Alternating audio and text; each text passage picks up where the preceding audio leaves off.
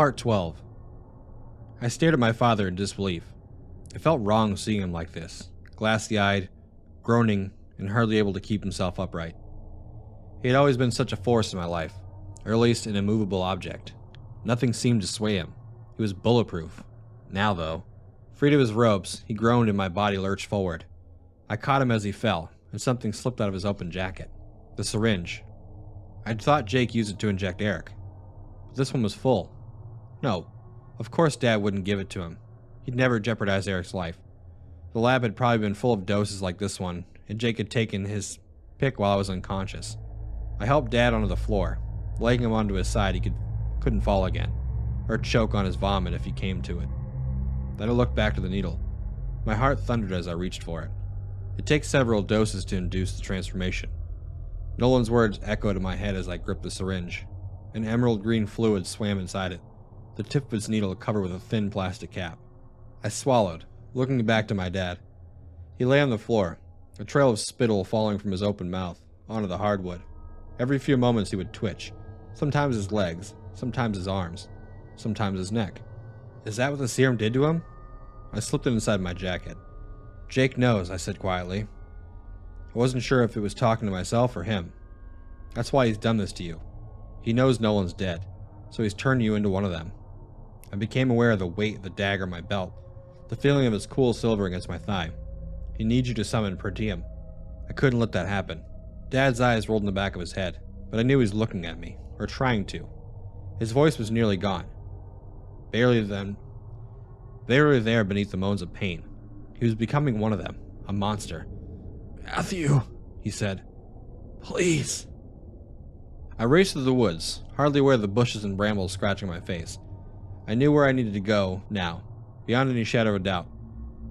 The river was where we had met Nolan. It was where he'd given us the book. It was where our nightmare began. And it was where it would end. I leapt over a fallen tree, landing in a puddle of mud with a cold splash. I shivered as it sprayed up and over me, but the sensation was gone as soon as it had come. I didn't have time to be cold, to be distracted. I needed to get to Eric. At my pace, and with the help of my night vision goggles, it didn't take long to reach the river. When I did, I positioned myself behind a large, thick berry bush. At my proximity, it was enough for me to see through the bramble, but not enough to see at a distance. I twisted the focus in the goggles, zeroing them in on the shore. Eric stood just short of the water, his back to me and his hands at his side. He was as still as a tree, and silent, gazing out over the dark river. I parted the brush enough to get a clearer view of the shoreline. No sign of Jake. Damn. Without seeing him first, I couldn't prepare for him. And if I couldn't prepare for him, then I didn't have a chance. I chewed my nip nervously. Maybe Jake wasn't here. Maybe he'd gone off to do something for his bullshit ritual and left Eric alone. Maybe I could approach Eric now and the two of us could get into Jake's truck and tear out of here. No, that would be too easy. Too obvious. Besides, Jake knew I was still alive, and if he wanted me dead, he would have made sure of it. Was he waiting for me then? Fuck. I was always horrible when it came to parsing through the planning shit. I stared at my brother for several moments, wondering what he would do when the roles were reversed. Then a thought struck me. Why wasn't he running? Trying to make a break for it? Eric was all alone out here. Unless he wasn't. A twig snapped in the distance, somewhere along the riverbank, and the hairs in the back of my neck stood on end. I swallowed, holding onto the dagger with a vice grip. Another snap of a branch, followed by the shuffling sound of parting brush. Jake lumbered through the other end of the tree line. He carried a black bag, tucked neatly under one of his massive brown arms. Christ, he looked rough. His eye sockets were two red gaping holes while his body was covered in fur matted with layers of crimson. My heart raced in anticipation. I had them both in my sight. Now, I just needed an opening. An opportunity to plunge the dagger into Jake's heart. Easier said than done. "Can you feel him, Eric?" Jake said, his voice more raspy than before. The shotgun blast may not have killed him, but they seemed to have slowed him down. He sounded pained, and his movements looked sluggish. He stopped short of Eric and dragged the garbage bag on the stone shore with a dull thump. "He's on the way, nearly here." He leaned down and untied the top of the bag with a sigh. "When this is over with, you'll thank me. It's a real honor, I'm telling you." Eric didn't say anything, but slumped his head forward. His silhouette stark in the black of the night, looked like a portrait of defeat. He'd given up. Maybe he had the right idea. I was too stubborn, though, by about 10 miles. Jake reached inside the garbage bag and pulled something out. Something large. I narrowed my eyes at it and then choked back a retch. It was a corpse, one mostly rotten, its flesh blue and black, with a fungus growing all over its face. And I knew that face. Ma would have wanted to see this, Jake explained to Eric. She spent her life trying to make it happen. I brought a hand to my mouth, feeling sick to my stomach. That was Grandma's corpse. Had he kept it the whole time? What if we buried it at the funeral? There, he said, sitting Grandma against a large rock. I told you I'd make it happen, Ma. He ran a finger through her brittle, gray hair, and then slowly lowered himself next to her. Soon you'll be able to rest, Ma. I swear on that. I recoiled, the sight making me nauseous. Jake was more monstrous inside than out. First, he'd killed Grandma, and now he was parading her corpse around like a doll at a kid's tea party. I squeezed the dagger and took a deep breath, then another. I could do this, I told myself. I have to do this. It didn't seem like there'd be a better opportunity.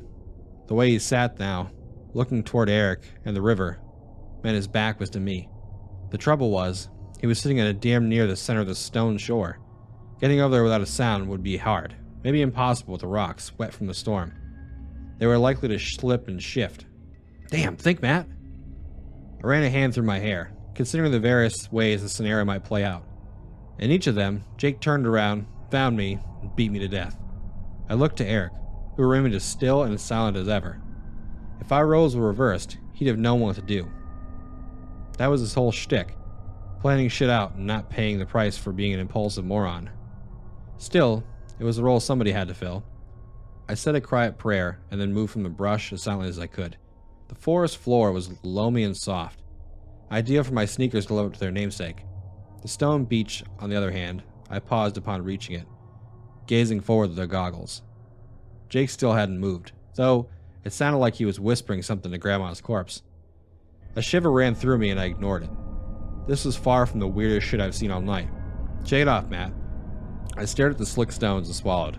One stray pebble clacking against another one would quite literally jeopardize everything. I had to do this carefully, perfectly. Go on, Eric, Jake said, the sound of his voice nearly making my heart beat on my chest. Welcome him home. I don't think we should, Eric said. Have you thought this through?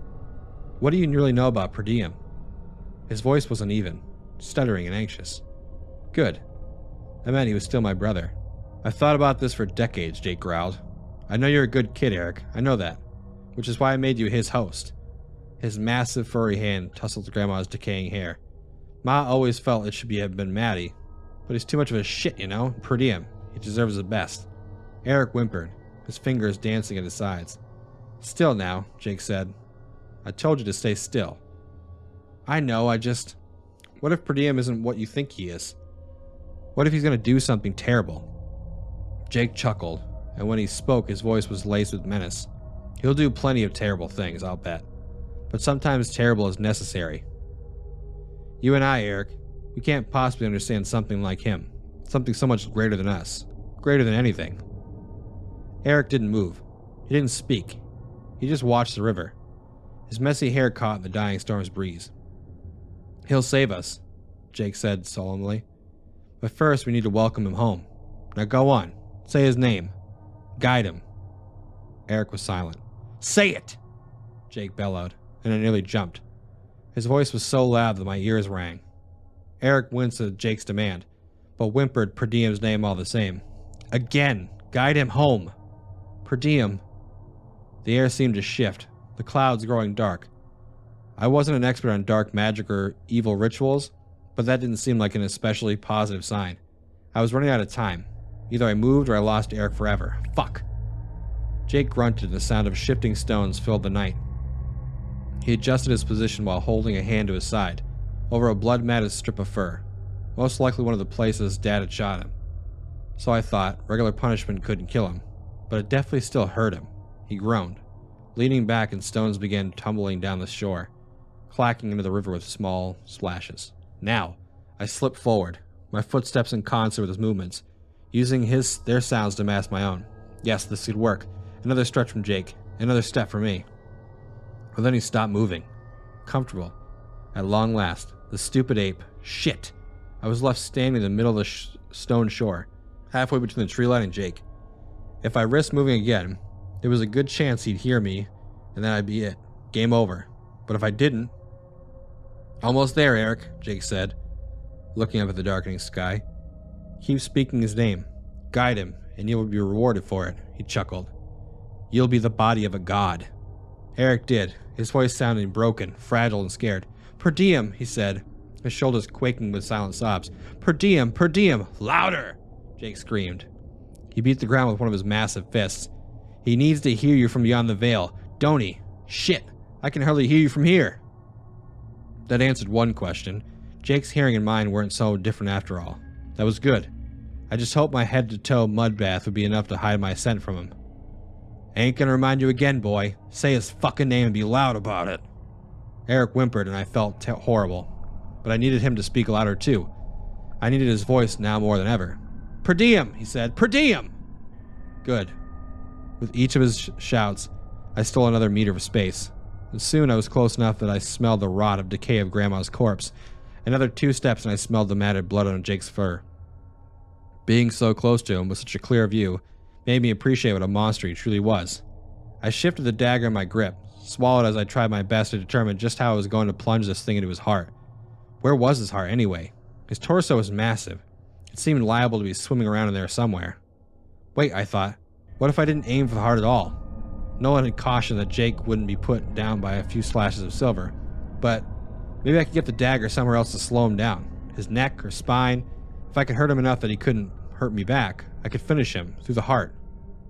It was a long shot, but then it was also my only shot. Eric shouted Per Diem's name again, and I crept forward, 1 step, then another. Each footfall guided my brother's voice, echoing across the water, over the trees, and apparently into an entirely different dimension. I made a mental note to avoid mentioning any of this to my therapist if I survived. She'd already known I was crazy enough. A moment later, I took the final step, coming up directly behind Jake. His matted brown fur was short and reeked of blood. Even sitting down, he was nearly 2 feet taller than me. I wouldn't be able to reach his neck, not reliably, but I could sever his spine. Something moved in my periphery and I glanced. Eric had turned around. He was facing Jake now, facing me. Shit, no time. I raised the dagger and plunged it forward, but that moment had been enough. Jake was already moving as the dagger raced toward his spinal column. The dagger sank in his flesh and he let out a shriek of pain. His wounds sparked and sizzled and he stumbled forward, writhing in agony. He was moving though, which meant I'd missed his spine. Not good. I dashed forward, knowing I had the window size of an ant to get this right. I tore the dagger from his back and raised it up, and Jake's arm caught me in the side. I let out a wheeze of surprise and my body flew backwards, landing on the stone shore with a painful crunch, the goggles rolling off my head. Jake! You! Jake bellowed, rising from the rocks. Fresh blood wound its way from his long lower back down to the fur on his legs, and his mouth snarled, its horrible, jagged, and broken teeth dripping saliva. You couldn't help yourself, could you, Maddie? Each of his words came out in a small roar, while his entire body trembled with anger or pain. You're a real pain in my ass, and I don't think I care anymore. I think I'm gonna kill you.